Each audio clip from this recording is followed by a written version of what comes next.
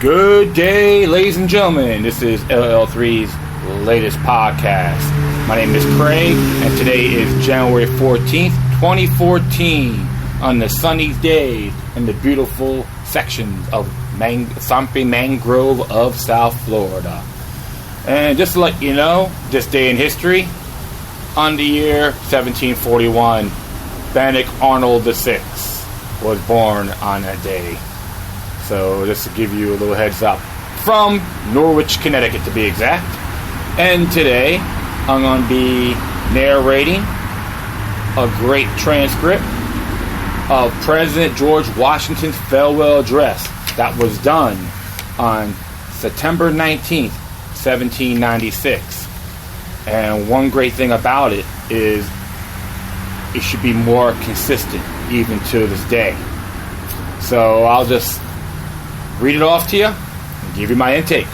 So let's begin. Friends and fellow citizens,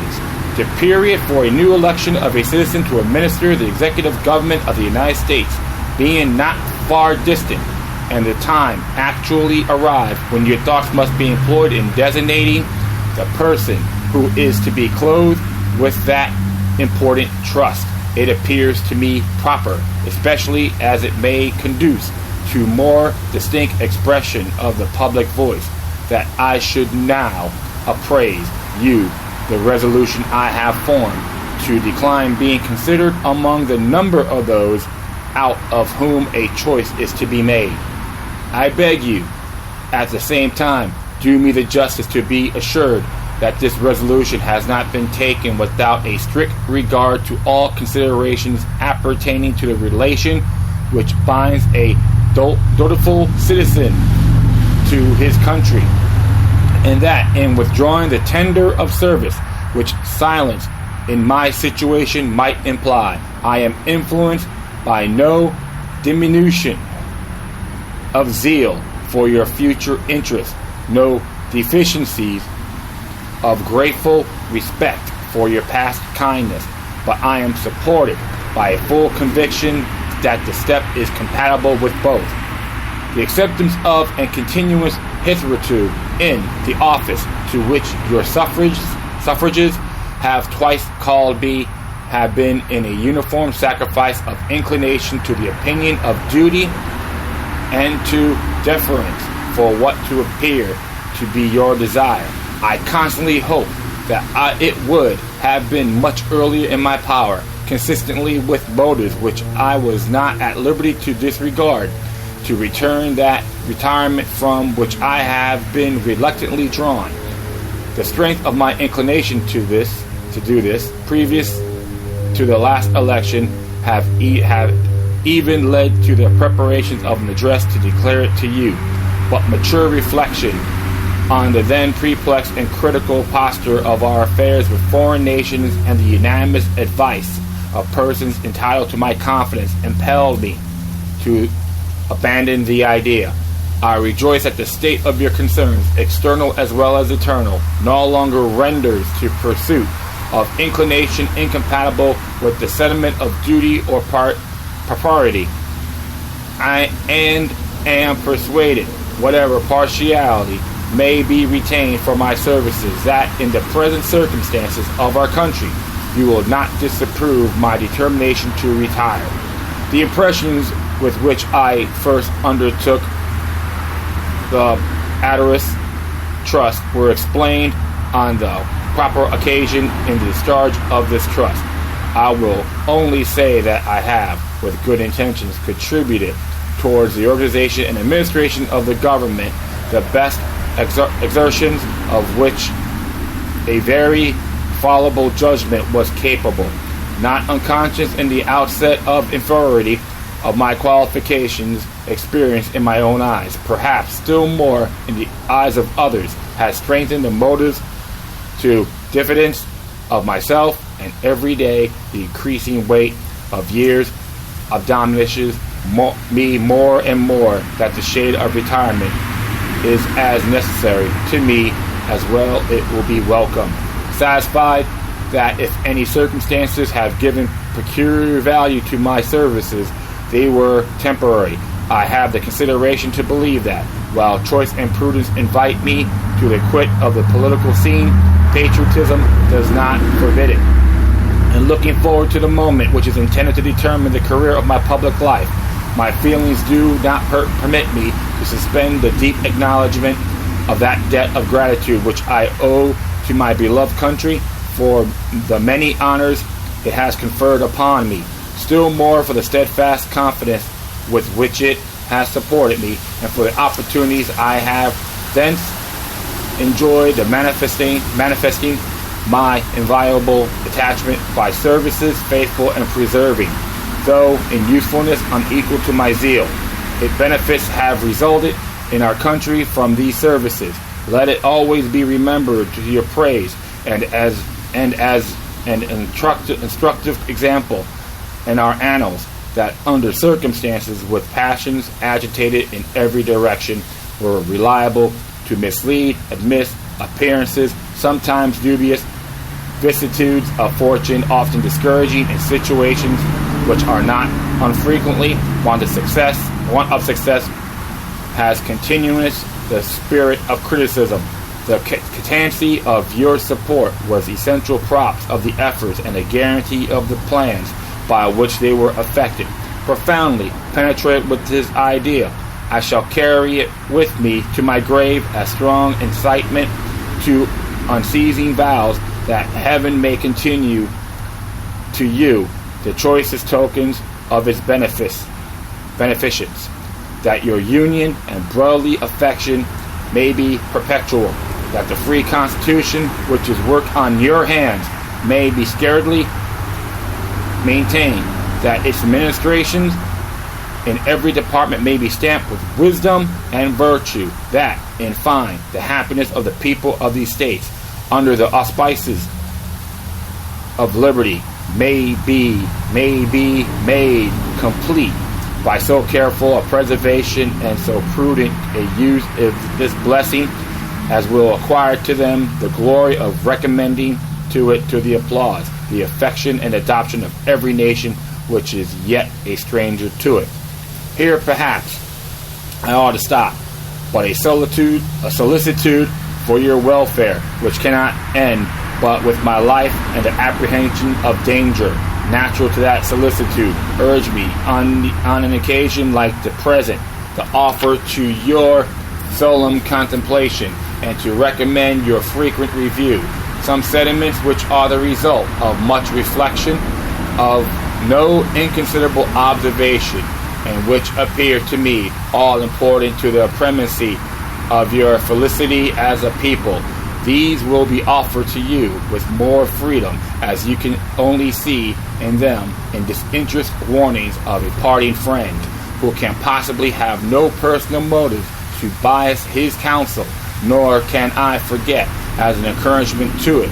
your indulgent reception of my sentiments on a former and not dissimilar occasion, interwoven, as in the love of liberty, with every legitimate of your hearts. No recommendation of mine is necessary to fortify or confirm the attachment.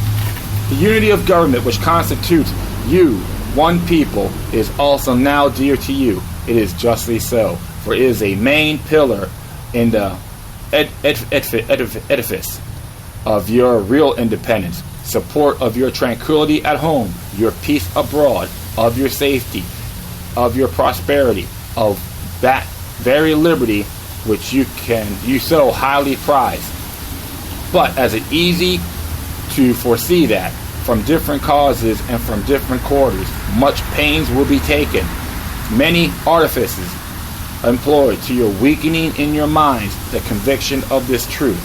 as this is the point of your political fortress against which the batteries of internal and external enemies will be most constantly and actively, though often covertly and insidiously, directed, as it is of indefinite moment, that you should properly estimate the immense values of your national union to your collective and individual happiness, that you should cherish a cordial, habitual, and immovable attachment to it, accustoming yourself to think and speak of it as of the palladium of your political safety and prosperity, watching for its preservation with jealous anxiety, discontinuancy, whatever may suggest even a suspicion that it can in any event be abandoned, and indignantly frowning upon the first dawning of every attempt to alienate any portion of our country from the rest, or the enfeeble the sacred ties which now link together the various parts. For this you have every inducement of sympathy and interest. Citizens by birth or choice, a common country, that a country has to concentrate your affections. The name of American, which belongs to you in your national capacity, must have exalt the just pride of patriotism more than any appellation derived from local discriminations. With slight shades of differences, you have the same religion, manners, habits, and political principles. You have in a common cause fought and triumphed together. The independence and liberty you possess are the work of joint councils and joint efforts of common dangers, sufferings, and successes. But these considerations, however powerfully they address themselves to your sensibility, are greatly outweighed by those which apply more immediately to your interest. Have every portion of your country finds the most commanding motives for you carefully guarding and preserving the union of the whole. The North is in unrestrained intercourse with the South, protected by equal laws of a common government, finds in the productions of a latter great additional resources of maritime and commercial enterprise and precious materials of manufacturing industry. The South, in the same intercourse, benefiting by the agency of the North, sees its agriculture grow and its commerce expand, turning partly into its own channels of the seamen of the North. It finds its particular navigating invigorated, and while it contributes in different ways to nourish and increase the general mass of the national navigation, it looks forward to the protection of a maritime strength to which itself is unequally adapted. The East is in a like intercourse with the West already finds, and in a progressive improvement of interior communications by land and water, will more and more find a valuable vent for the commodities which it brings from abroad or manufactures at home. The West derives from the East supplies requisite to its growth and comfort, and what is perhaps of still greater consequence, it must of necessity owe the secure enjoyment of indispensable outlets for its own production to the weight, influence, and future maritime strength of the Atlantic side of the Union, directed in an indissoluble community of interest as one nation. Any other tenure by which the West can hold this essential advantage, whether derived from its own separate strength or from an apostate and unnatural connection with any foreign power, must be intrinsically precarious. That's a new word I learned. Forgive me there. While then, every part of our country thus feels an immediate and particular interest in union. All the parts combined cannot fail to find in the united mass of means and efforts greater strength, greater resource, proportionably greater security from external danger, a less frequent interruption of their peace by foreign nations, and what is of an unestimable value, they must derive from union and exemption from these broils and wars between themselves, which so frequently afflict neighboring countries not tied together by the same governments, which their own rivalships alone would be sufficient to produce, but which opposite foreign alliances, attachments, and intrigues